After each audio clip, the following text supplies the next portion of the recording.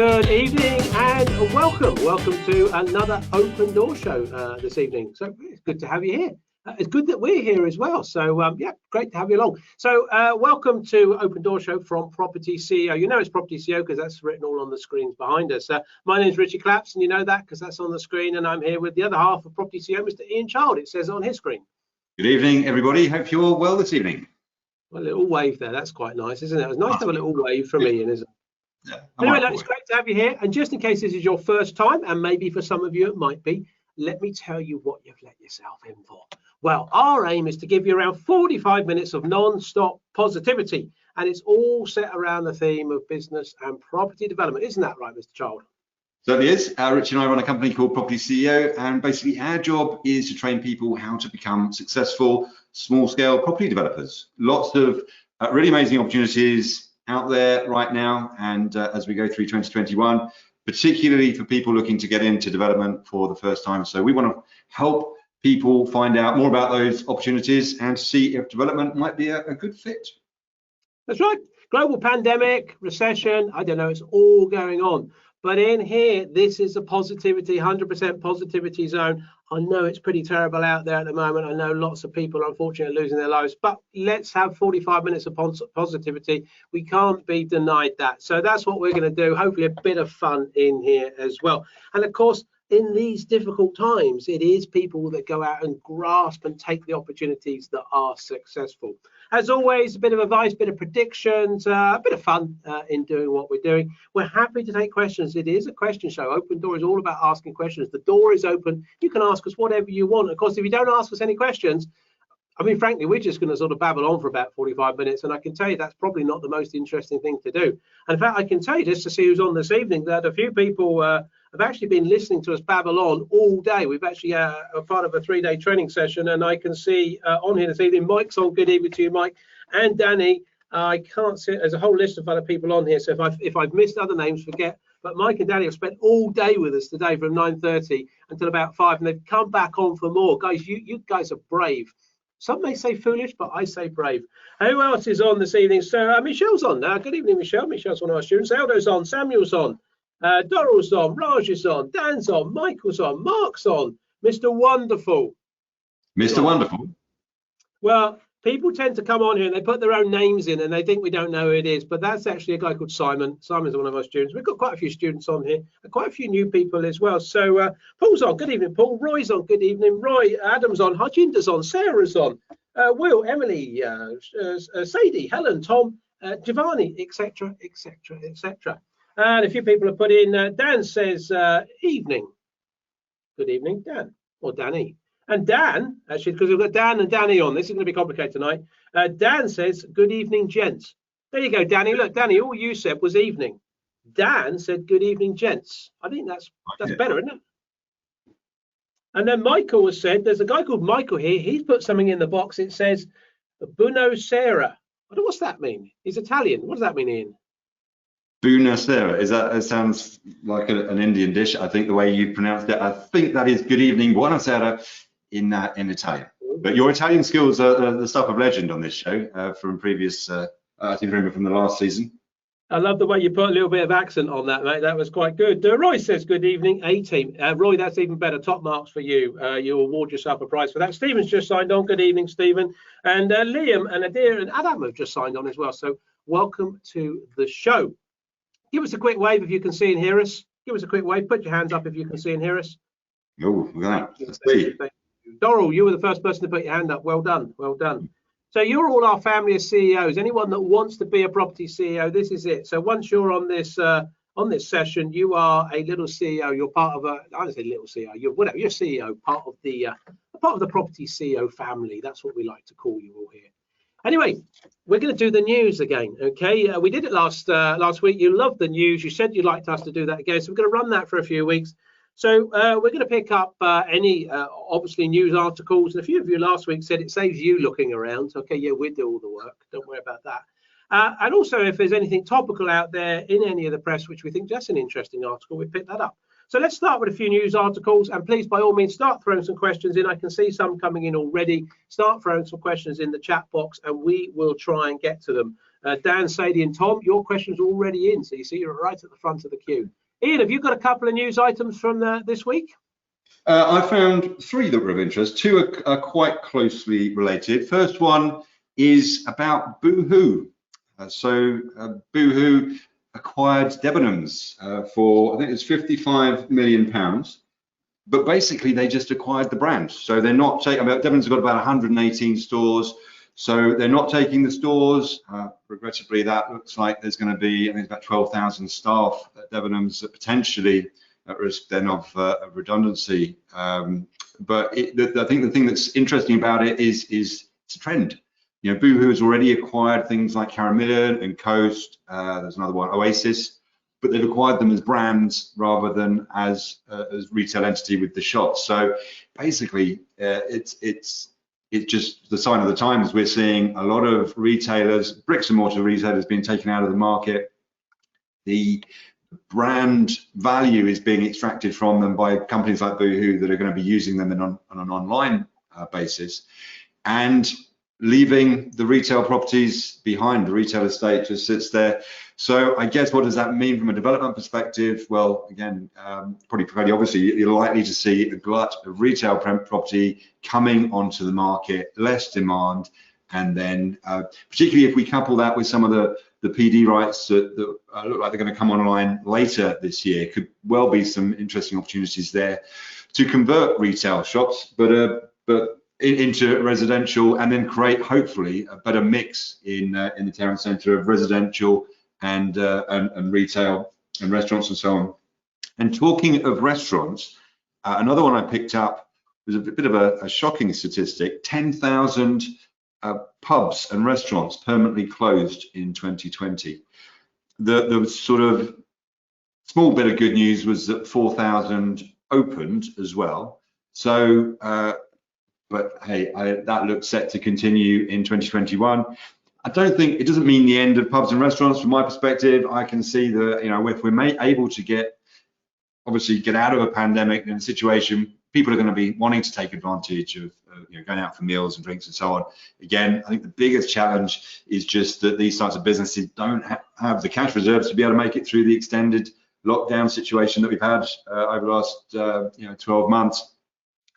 I'm hopeful that we might see some of those rejuvenate as we get towards the back end of 2021 and beyond, and people start getting back out again. We might see a new breed, a new influx of eateries and hostelries open up. But yeah, sadly, 10,000 pubs closed last year, and it wasn't as if there hadn't been any closures before. So difficult times for the pub industry.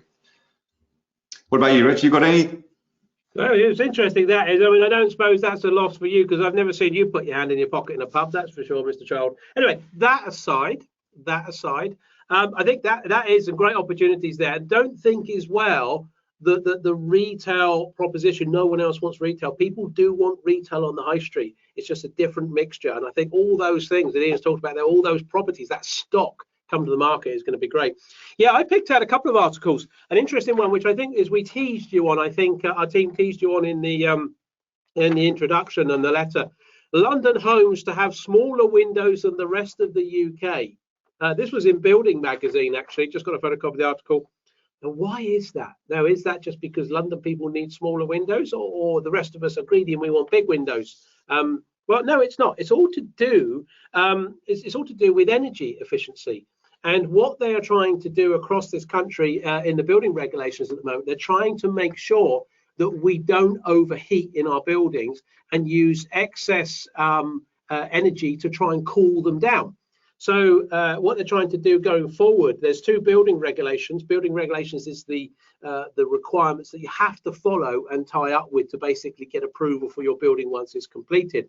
2 of them out there. One of them is called Part L, which is all about fuel and power. And I think it's Part F, I think, which is ventilation, or one of those. And they are all about the amount of heat that gets gained in a building. And of course, what happens is the sun comes around, heats buildings up, and of course then we've got to try and cool them down, and that's why a lot of buildings have air conditioning, which is not a very green effect. What the building regulations are trying to do is now restrict that. So they're basically saying we want you to have smaller windows. That's been a real trend for a lot of glazing into buildings for obvious reasons. But it doesn't mean from a green point of view that it's very efficient. We're using too much energy to cool these things down. And because London is hotter than the rest of the country, they actually are going to have smaller windows. And I think there is a stat on here. So for example, London can't have windows that are greater than 13% of the floor area, whereas the rest of the country we can have 21%. Now, obviously, a few of you might be in London. I do apologise if we're outside of London, which we happen to be, myself and Ian, at this moment in time. We can have 21% of the floor space of our windows, so a significant increase.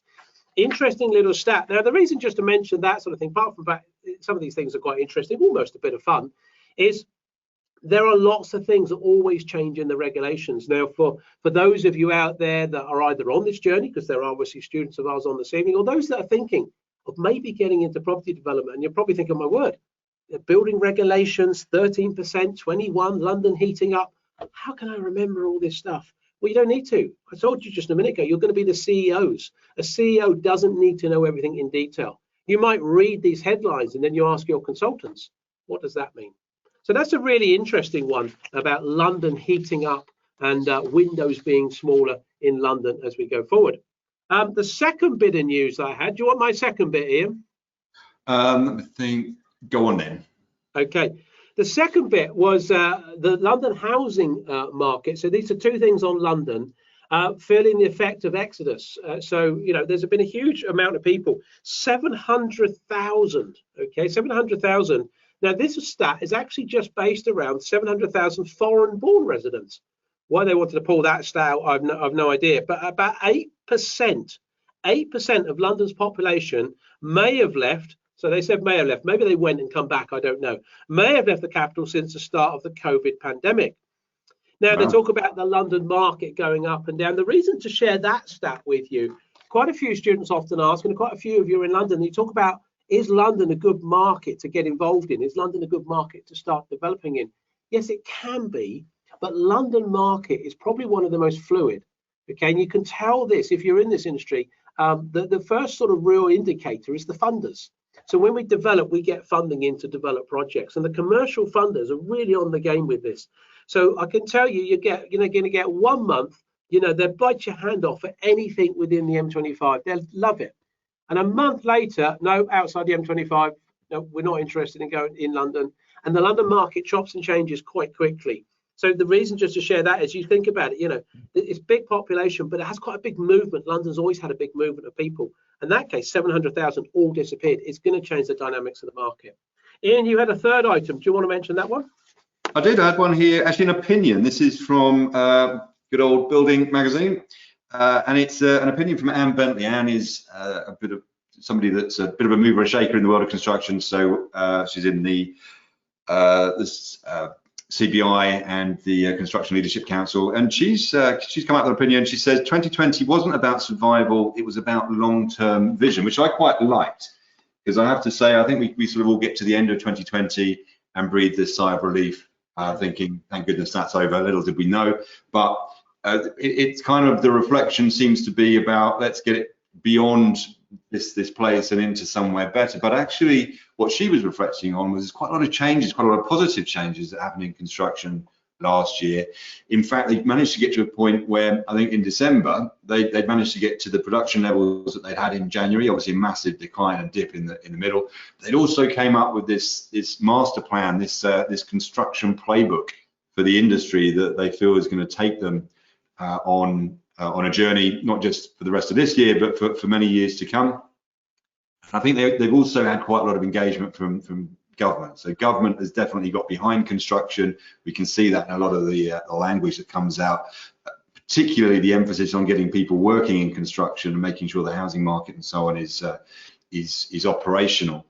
But it was interesting for me. I think it's quite an interesting kind of point of view, which is that we as we stand here and sit here now, we're in a situation where 2021 is still looking pretty interesting, still a way to travel before we get out of the woods. But interesting to actually reflect on the positives and what we can actually do now to kind of get out the other side. So really nice. You know, she feels that construction is in a place where it can look back at 2020 and 2021 and say, right, we did something then that made something positive in the future. It actually took us into a better place. And yeah, how great if we, at a slightly smaller level, we could all do the same. So yeah, not all doom and gloom, which is good. Great stuff. So a few bit of news items there. One bit of news which we're all waiting for. Today is the end of the consultation period around this new Super Class E being able to be completely transferred under permitted development rights to residential, which may well come in on the 1st of August. We've had a bit of a scout around, spoke to some of our contacts, and nothing going on at the moment. No feedback. Consultation period is officially now closed today. But everyone's keeping a bit tight-lipped about that. We may not hear anything for several weeks, but as soon as we do, we will bring it here and let you know. So there's a bit of news items. Let's kick off with a few questions as we've got a few come in, and of course, please drop them in as we go through. I'll pick one up first of all. Emily's put one in here, and then maybe over to you, Ian. I see we've got some from Tom and Sadie, and that's come in early, so we'll go for those in a minute. Emily's question. Emily says, I'm potentially new to property development. Well, good evening to you, Emily. She says, how easy is it to develop this retail property? That's retail property stuff, Ian, that you're talking about, all these Debenham stores. Okay, Emily, listen carefully. And of course, anyone else that's new to property and you're thinking about it, okay? Property development is not easy, okay? So it's not easy. It's hard. It's blooming hard work. Okay, it is really difficult to be successful in property development. Okay, now in a nice way, I want to try and put you off. Okay, because I don't want you to think it's a walk in the park. Can you make serious money out of property development? Yeah, you can make some good six-figure sums out of property development. Emily, would 100,000, 200,000 a year change your life? Yeah, perhaps it would. Ask yourself, would it? And if it does, and maybe everyone else, ask this: would 100 to 200,000 pound a year change your life? Ask yourself that. And if the answers are yes, then it is possible, but don't think it's easy, okay? But let me tell you that actually, compared to maybe a few years back, certainly 10, 15 years ago, and even a few months back, and perhaps as we go through this year, Emily, it will be, and for anyone else that's interested, maybe this question is a similar question a lot of people would ask. This year is an amazing opportunity for anyone that wants to get into it, because all the stuff that the government are doing, piling on all these new rules and regulations of permitted development rights that make it much simpler for small scale property developers like you out there, like the students that we're already teaching, to go and do development. Okay, they short circuit the way through the planning system, which in this country is a bit of a mess. So Emily, in lots of ways, yes, it is easy, okay, because you can actually take retail buildings. Funny, we were talking about this on the training session today with some students. You can take retail buildings and just convert them under permitted development rights without even having to tell anyone in certain circumstances. Don't just go out and do one tomorrow and say, Richard told me you could, because I'll be in big trouble. But Emily, you can just go and do that, okay, in certain circumstances. So you can take a retail building, completely convert it into residential, up the value, sell it on, and go and make a pretty healthy six-figure sum. There's lots of things around that you need to know. You need to know how to do it, how to get the money, the right team to put in place. Otherwise, you'll fall flat on your face. So I can tell you what it is easy to do. It's easy to lose 100,000, but it's entirely possible to make 100. So it's not easy if you're prepared to put some hard work in, okay? And if you're extraordinary, and I suspect you are, Emily, we're all extraordinary, we're all individual, and providing you're entrepreneurial, and you must be, because you're sat listening to this evening rather than doing something else. I don't know what's on the telly tonight. I might shoot off myself in a minute if there's something good. But you're here and listening to this, so you must be thinking about it. So you've probably got the ability and maybe the skill sets, okay? Hopefully, Emily, that's given you a little bit of a chance. Not easy, but entirely possible. Ian, what have we got here? What's next? So Tom popped one in earlier. Tom asked, do you think because there will be so many pubs and restaurants available, they could be bought for a discounted price? Ooh. So I think ultimately the answer to that is yes. It's a simple sort of rules of the market. Effectively, if you've got a glut of stuff coming onto the market and a lack of people trying to buy it for what the purpose that it's originally intended, then of course prices are likely to be discounted. Guess it remains to be seen in terms of what happens with the permitted development rights. What I would say, just to sort of flag up, pubs fit in a different use class. So the Class E that Richie referred to, which is this new kind of general class, super class that we've put, the government has put, you know, offices and retail and restaurants and light industry and so on. Pubs don't sit within that. So yes, there may well be the opportunity to buy pubs at a discount, but there won't be the reciprocal ability to convert them into residential as easily as you would do the properties that are in Class E. So I think it's going to be an interesting time there. What I'd also say is, as we saw with when permitted development rights came in for commercial properties, you know, commercial to residential conversions, after a while the market realized that that was an opportunity, and as a result, you know, the prices reflected that, and there was a lot of demand from developers trying to get into that space. I think initially, you know, it takes time to get to that stage. The other thing I'd say is that particularly when you're looking at maybe slightly more niche opportunities, converting an office building into flats is perhaps the easiest one to visualize, and therefore perhaps the lowest hanging fruit. What I would say, we've got more of those likely to be coming on the market, but perhaps look in some of the other space, if you have different types of building where other people perhaps aren't quite so, it's not the first place they're looking, because I think you might find more value there. So hope that helps, John. Good stuff. Do you want to pick Sadie's comment up as well? She was one of the first people to pop a question in. Apologies, we don't always get to every single question, but we'll try to. But I know Sadie put one in quite quickly. So Ian, do you want to go for Sadie's question? I don't know why I'm asking you, but I think you'll be very good at it. Let me find it. Oh, right. Okay. I like the idea of a more mixed-use high street. Yeah, don't we all? How can new developers really get involved? Isn't this more for the big boys, those well-established developers? Well, Sadie, I think one of the things that the challenges that the big boys have is that they like big projects. If you look at major home builders, they're really looking at you know, multi-million pound developments, and there is a threshold for them. You know, they're not going to look at anything that is going to be just, you know, a shop that could be converted into half a dozen flats, because it's simply too small for them. So I think Richie kind of alluded earlier on to the fact that the government actually has a need for the general public to start doing development. We need to get small scale developers out there doing this stuff, because actually there's a big spot in the market that isn't currently filled by the larger, the main home builders, and even the next couple of levels down. Even medium-sized developers would not find it attractive to do some of the smaller scale stuff that we're talking about here.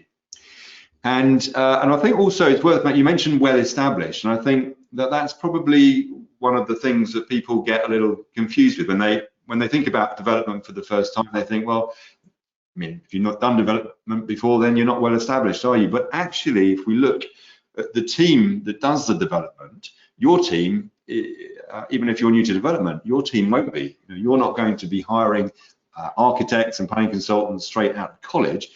You're likely to pick a professional team that has got many years, probably decades of experience on its books, would have done many hundreds, if not thousands of projects between them.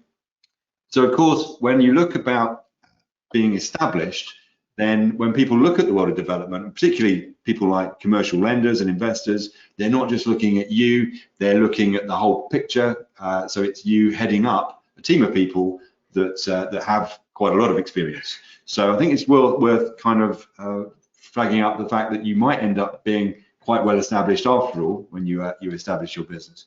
But yeah, certainly sitting at the lower end of the scale, there are some great opportunities there that the big developers, yeah, it's too small for them. So a good opportunity for people that are trying to get into the development market on the lowest rung.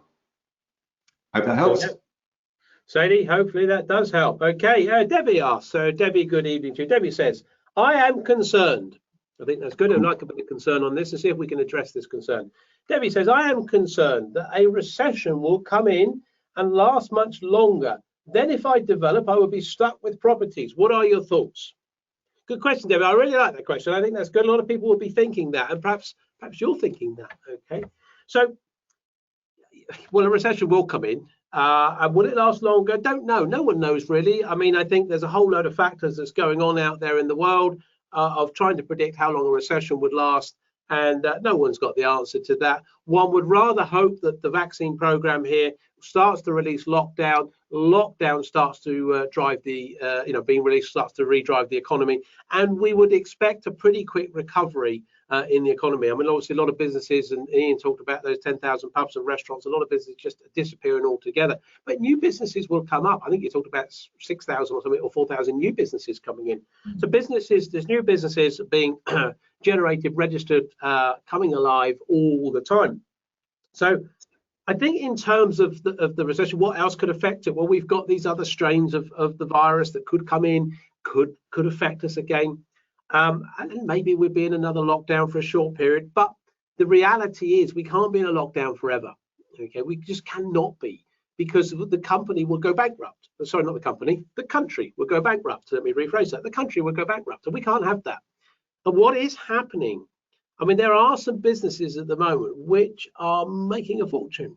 Okay, they're making a fortune out there, not inappropriately, just their demand for their services is huge because they've changed the way they work. An obvious one, of course, is Amazon. A lot of tech companies which are changing very quickly and helping people, or other companies that are suddenly changing the way they work, are being very successful. So I think in terms of the recession, it will last for a certain amount of time, but the economy will pick up, and we're very creative people. We will do things, okay? If it recovers fairly quickly, it's not going to be a problem. If it goes a little bit slower, so be it. But if you then think about, will you be stuck with properties? Debbie, don't know where you are on your journey, but let's assume you're at the beginning of your journey, right at the beginning, okay? And let's assume you've got no knowledge, no education, no training. So let's say you went and got trained, okay? And we teach people, our full training program is 6 months, okay? So take you 6 months to get trained. And you can understand that, pop on our website and tell you all about it if you're interested. And that'll take you 6 months. So if you think, well, where's 6 months take me from now? And then you've got to go and find something. Well, the chances are probably at months 3 and 4, you're going to seriously start looking for stuff. But then you've got to actually secure it. Okay, so you've got to put an offer in. And the chances are the first thing you see, Debbie, will not be the first thing that you secure. You're probably going to lose a few opportunities as well. You're also going to have to, as we use the term, you're going to have to kiss a lot of frogs, okay, to get that project. And once you secure it, the solicitors have got to get it over the line, and then you've got to tender it, you've got to get your design team design it, you've got to get it built. So you won't be putting it in the market until probably mid-2022. Now, maybe late, maybe third, fourth quarter of 2022. Some people might be doing projects that push into 2023. So in terms of the recession, it will not last, I don't foresee, into 2022, third or fourth quarter, okay, by any means, however slow it goes, because it's not a financially driven recession. Look how quickly we've recovered as a country in terms of trying to find a vaccine and trying to get things sorted, okay? So the process is quicker and easier now. We've got something up and running to tweak and change that. Not that I'm a science specialist, so don't take my word for that, but in theory, apparently, allegedly, it is. So I think in that respect, you won't be. And the other thing, Debbie, is 2 exits. So there is a demand for housing, okay? There is a demand, believe it or not, for certain retail and certain office space. But the demand is going to be different to perhaps what it was in 2019 or 2018 and 2020, so on. So it's going to be changing. This is the thing. You've got to look to see what the new offering will be. So as long as you can think about 2 exits and you could rent something out rather than just sell it, you've always got the chance you're not going to be stuck with anything. So I think you definitely, the recession may last longer, no one knows, but as a good business person, as a good developer, you will actually work through those positions. But right now, at the start of your journey, probably not a problem at all. In fact, it's great for you that there's a recession. It is great for you as a new developer if there is a recession, because you're going to buy stuff cheaper. All this stock coming to the market, you're going to buy off motivated sellers, and you're going to sell out when the market recovers. Debbie, hopefully that's answered your question. What's next, Ian? Got one here from Dan, one of the Dans. I've heard you talk about more commercial properties coming onto the market, but in my area, I haven't seen much of that. Why do you think that might be? Okay, Dan, I don't know what your area is, although I think it's probably a general trend. So we've got a situation where we've got the furlough scheme going on at the moment as well, so that's been extended. So I think a lot of businesses are in a position where they don't necessarily need to make an urgent decision whilst the furlough scheme is there. As soon as the furlough scheme ends, then basically that's where the rubber meets the road. No more support. They need to make a decision. And so I think there's a bit of a reality check that happens whenever the furlough scheme ends. I think you've also got a situation where there's some businesses that unfortunately aren't going to make it through that phase. There's going to be others that are looking to downsize. We've heard all the stories of the banks in London saying that they're going to downsize their estate, and they're looking to regionalize staff, have a much smaller head office team, and then people basically got used to home working. And it wasn't just the home workers that got used to home working, it was certainly the employers that thought they could, as a result, be able to make do with a hybrid solution that just reduces their overhead costs for office space. So I think that's work in progress. Clearly, we're still in lockdown. We're still in a situation where things haven't settled down, and of course, all of these employers and businesses have got leases with their existing landlords. So I think that's a sort of a transition. People have said that that's going to happen, and it will happen, but I guess it won't happen immediately. We have seen the stats come out of London, though. So we've mentioned London a couple of times tonight, but London does have quite a lot of stats coming out of it in terms of commercial office space, and we certainly saw a big reduction in the kind of new office space available that was sort of coming onto the market in the back half of last year, so relative to the year previously. And I think also there is a certain element, and we hear this from our students who are making offers on commercial properties where it's clear that the owners are holding out. There's that reality pill needs to be chewed, and ultimately, I think when we have the conversation with them, those properties are still on the market. So what does that tell you? They're still not being sold. Agents clearly are trying to pushing for the best price, but as ever, whenever there is, the market is on a downward trend, it can take a while for the penny to drop. Effectively, people are going to be trying to hold out for those higher prices. What you should be able to do, though, and increasingly so, is find some more motivated sellers. That penny will start to drop with more quickly and for more business owners and property owners. So I think you will find that the market picks up in terms of what's available, and the prices will drop, and you'll find more people that are motivated to sell. There we go. Good stuff. Emily said, thanks for telling me it's not easy. Honesty is a refreshing change. Too many people say that development's a walk in the park. Well, it's not. It's hard work. Emily, thank you for those comments. Dan says, thanks. No problem, Dan. No problem at all. And we talked, where was this comment from Debbie earlier? Debbie's question about the recession. And Roy, thank you for putting a comment in the box. Roy said, money is very cheap. A recession won't last long. I spoke to a financial commercial lender today that I know very well. They've never been busier lending money out. Money is definitely out there. Roy, thanks for that comment. You should hear from other people. Money is out there to do things. Okay, Chris's comment, not comment, question. It's not a comment. Well, I don't think it's a comment. I'll read it, see if it's a question or a comment. Chris says, I like the idea of getting into small scale development and see the potential availability of buildings in the high street. But surely if people like Boohoo, obviously there's your news in, this is very topical, are staying online, where is the future for the towns and potentially development of retail units? Will anyone want to shop anymore? It's a good point, Chris. I like it. I like it. Yes, they will. Well, I'm assuming they will. Okay. I can't categorically say they will, Chris, but we do like, we are social animals. We like going out and doing things. We like intermixing with other people. What I don't think is exciting anymore. Now, ask yourself this. You can all answer this question to yourself. Who likes going out, right, on a wet January Saturday morning? So it could be this Saturday, wet January Saturday morning, fighting through the traffic. I know we're in lockdown, but let's just imagine. Come on, just bear with me. And you're going to get a car parking space after fighting over with someone for that. You're going to go to the machine, but that one's broke. You've got to go down the other end. You're soaking wet. The kids are screaming. You've got to go in the store. People pushing past you, arguing, shouting. You're all in the mood. The kids are fed up, nothing to eat. And all you're buying is a kettle. It's just a kettle. There's no excitement in that. Just order a kettle online, press a button from wherever. Amazon, other retailers are available. That's all you want to do, isn't it? But if you're interested to go out that maybe is a bit more of an experience because you've got so and so, your sisters, your aunties, your uncle, I don't know, someone's birthday, and you want to buy something a little bit more bespoke, okay, something that's individual, you know, and most of the high street retailers at the moment aren't individual. You can go from Scotland, you can go to, you know, John O'Groats to Land's End, and you can go into some retailers and they're exactly the same experience. But imagine if you can go into those little bespoke shops, the type of places you go into on holiday, Chris. Okay, those type of places, and you can have a drink and a bite to eat, you know, casually. And again, they're not just the same chains. Nothing wrong with Costas. My wife entirely supports Costas. I think she's got shares in them the way she buys the damn stuff. But she's in. Okay, but that's always the same, isn't it? But some of those bespoke places. But you can have a bite to eat. Maybe you can watch a film. You can buy those individual gifts. Okay, great artisan business boom is something that's been talked around a lot, Chris. And so I think what will happen.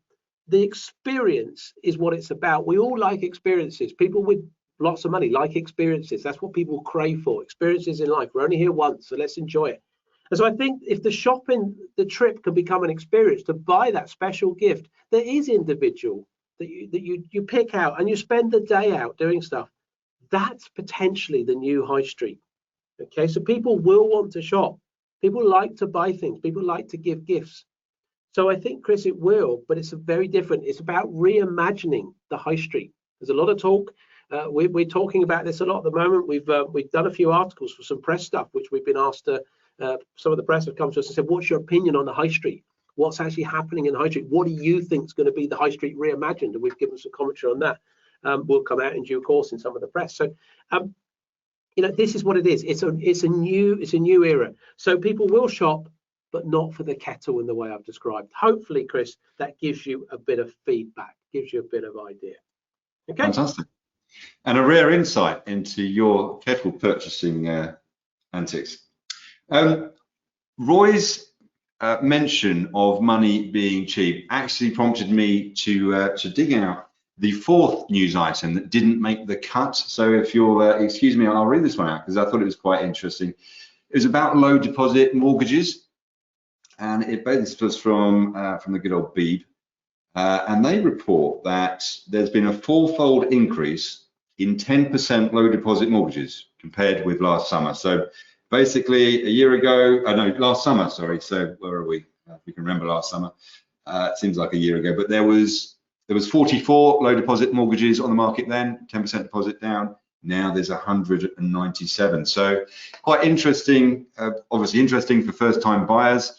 But I think also interesting for developers that are building the types of apartments, flats that first-time buyers are likely to occupy. So interesting kind of move in the market. And I think we're actually seeing, there's quite a common theme there, that commercial lenders in particular are, whether both in the residential and the development market, are actually being quite creative. We've definitely seen that trend.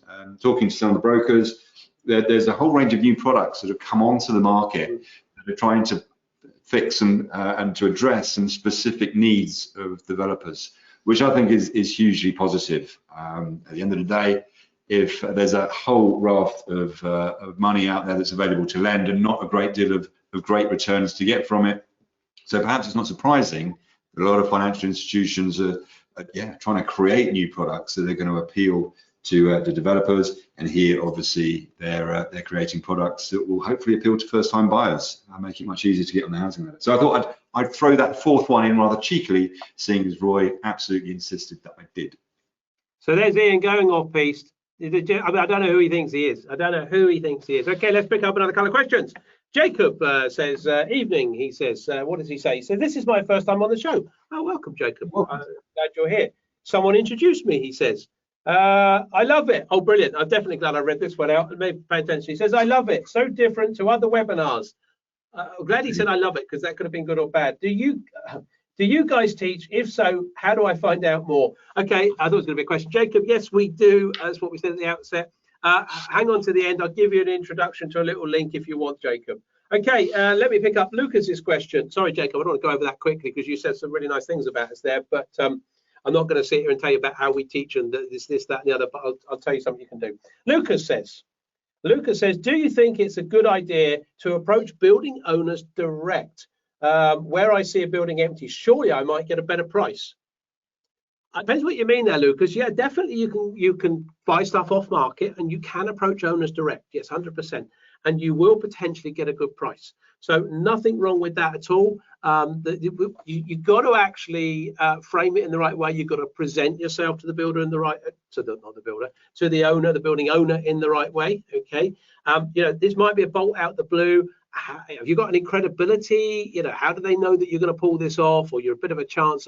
So Lucas, you've got to present yourself and pitch yourself in the right way. If you go off half cock, you're not going to get anywhere. You fall flat on your face. So you really need to know how to do it properly, and you need to know what you don't know about doing that. So get that right. The thing is, what I would say, if this is an empty building, but it's on with an agent, and this might be your question, okay, but it's good to answer this if it isn't, because other people might be thinking this. If your building is on with an agent, the one that you're looking at, and you think, oh, I'm going to shoot around the back door and talk to the owner, get a cheaper deal so I don't have to pay the agent's fees, no, okay? You probably will get a better deal, but you're not really going to get many other deals off that agent. And I tell you, this is a small industry, like most industries are. Lucas, I don't know what industry you're in, maybe you're already in this industry or other industries. Most people know people, okay? And developers that get a name for themselves for basically doing the agent out of their introduction fee, you're probably going to get a little bit blacklisted. People don't want to deal with you, and certainly that agent won't. Okay, people have long memories, and really the reality is that extra bit of money you can knock off just because the agent's not getting his fees is really insignificant to the deal you're doing. If that vendor is highly motivated and it's one of those 10,000 pubs and places that shut down, or it's the liquidator selling off one of the 180 Debenhams stores, not that I suggest you buy one of them for your first project, by the way, but if it is one of those type of people, they're going to be highly motivated anyway. They're going to be keen and desperate to sell. So the agent's fees are going to be insignificant. Hopefully that's answered that question there for you. Lucas, Ian, what's next? If we get a couple more in before we close up for the day. Let me see. I was one here from one of the Toms. I'm not quite sure which one actually. Let me see if I can find it again. I did have it. Bear with me. Here it is. Which is actually quite a common question that we get asked, probably for a very obvious reason, which is about joint venturing. So should I joint venture with a builder friend of mine on my first development?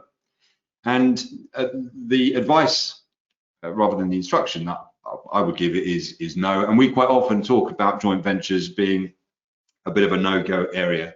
And it's for a number of reasons. I think we see that as being the most common area where people experience problems. It's not that they necessarily bought badly, or it's not that they've made a mistake in terms of what their application. Quite often it can be just because they partnered up with somebody that either they didn't know very well. And let's be honest, if you're in partnership with somebody, you need to make sure that you do know them reasonably well, that you've got the same values. I think it can look quite appealing, if I'm honest, particularly from a new developer, because you kind of think, well, here's somebody that knows the ropes, and what's more, they'll probably be able to do some of the building work at a bit of a discount. But actually, then if you pulled a bit of string on that, what will happen? You can imagine you've got developer decisions and you've got contractor or builder decisions. So the developer basically holds the purse strings, and if the builder needs more money, the contractor needs more money, then and is going to be arguing for their remuneration to increase, then you kind of got a situation with your builder who is sitting on both sides of the fence. And I think that places you in a really difficult situation. What I say is that you don't actually need to joint venture. You end up if you're going 50-50, you're going to be giving half of the profit away. And whilst it might feel more comfortable actually partnering up with somebody that's got a bit more knowledge than you, actually you're in reality you're exposing yourself to a significant amount of risk. Remember, of course, that the team around you are there effectively employed by you. You're paying them a fee, and they have that knowledge. They have the depth of experience that they'll be bringing to bear to the project in their own right. So whilst it might feel a little bit more comfortable having, two heads better than one and all that, particularly if they've got some experience, I would certainly counsel against it. And if you take the view that it's a bad idea, then at least if you end up in a situation where you do joint venture, because it does happen, and it can work, then at least you will have done your due diligence and made sure you kick those tires pretty hard before you do it. But I think particularly when it's a builder or a contractor, it can be a very difficult partnership because they're wearing two hats that sit on opposite sides. And what happens if the contractor wants more money and one half of the development partnership is the contractor? It's quite a tricky one, so I would avoid. Hope that helps, Tom. Good stuff. Well, let's just pick one final one up. Apologies if we haven't answered your question this evening. We always try and finish just on quarter two with just a minute or so afterwards. But Dan very quickly asked a question. This is Dan. Well, there's several Dans on tonight, so this could, if it's not you, I mean, but just assume it is your question, Dan or Danny or whoever. I heard you say last week that you think the vaccine will help growth. Can you just remind me what your thoughts on this were? Yeah, we talked about, I think it was a 14% increase in growth in construction was reported because of the vaccine rollout. This is much more associated with the construction industry being able to release and get out there and do what it is they need to do. Okay, so it's about the market being able to open up. And overall, I think our thoughts on this was that, you know, we have light at the end of the tunnel. Forget the other strains that could come in, because I think there is, as I said with my scientific hat on just now, a little bit of adaptation that we've just got to do to the current vaccines to actually get them to tackle pretty much anything that we can get, fingers crossed. But other than that, you know, the vaccine position is giving us hope, is giving us a timescale that, yes, whenever it is, the government's doing what they can do, whatever your political views are. Let's not make this a political show, but they're doing the best they can, perhaps, to get us out of this. And the vaccine's being rolled out. You know, so we're ahead of many other countries in Europe, which can't be a bad thing. So we're happy with that.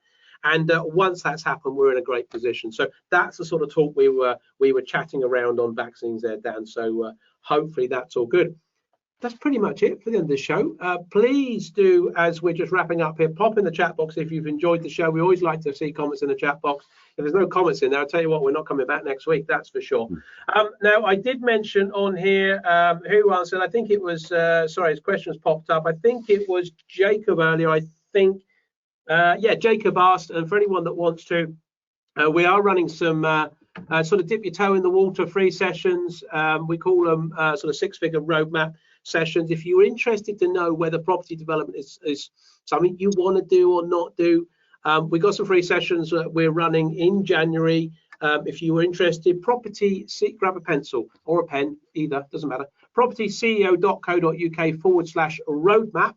I'm going to read that again in a minute, and then you can just book on there for free. And please come and join us for half a day session. We're running one on a Saturday, one on a Tuesday or Wednesday evening, I can't remember. And you're more than welcome to come and dip the toe in the water, and we'll tell you a little bit about property. I do see that Chris is on there. Chris said, thank you for your great work, gents. No problem at all, Chris. He says, really enjoying your content. Only been tuning in for the last few weeks, but loving it. And he says he signed up for the six-figure workshop today for the 6th of February. There's one of the dates, and he says he can't wait. So, Jacob, if you want to come on that, Chris will be on there as well. So it could just be the two of you. Who knows?